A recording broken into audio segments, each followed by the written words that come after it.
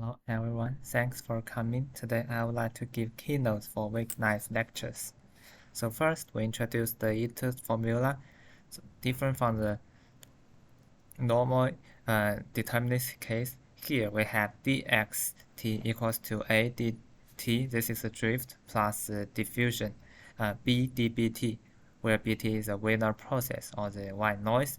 For a function f of x and t, if we wish to do a Taylor expansion, the difference here is that we have a second order term b squared over 2 times partial x squared f dt, because here dbt squared equals to dt, so we have this second order term. We also have the noise b partial x f dbt. So b is the standard deviation, but b squared will appear in the Taylor expansion for f df.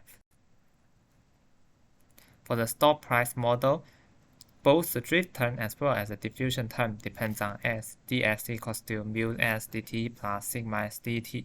So we should be able to derive the stochastic differential equation of a financial derivative on a stock. For example, we have the forward contracts f equals to s e to r capital T minus small t, the final time minus the current time. We also have the call options and the put options.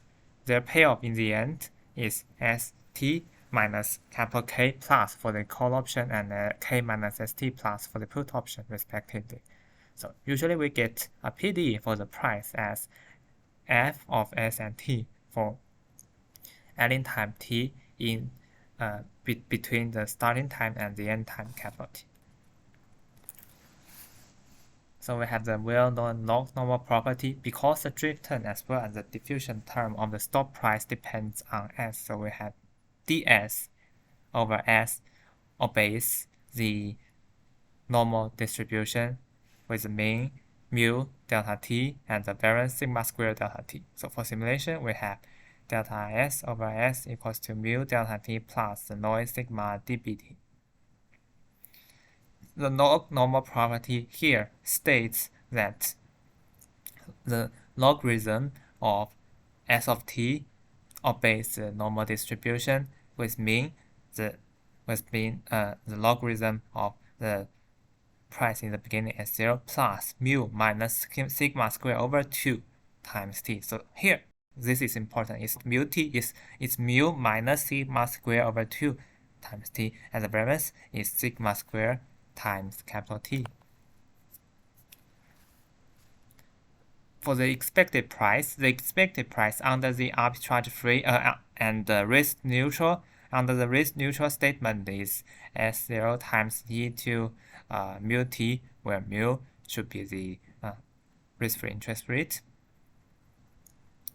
Or if mu is the drift rate, then it's S0 times e to mu t. So this is as usual, but for the second order moment, things are a little bit different. E to the expectation of the second order moment st squared is s naught squared times e to 2 mu t times an extra term e to sigma squared t. So this extra term actually comes from the log normal property and depends on the variance. So for the variance of the stock price, it is the second order moment minus e st squared minus st s0 squared times e to 2 mu t. So here we should pay attention to the extra term e to sigma squared capital T. This is important. Okay, thanks for coming.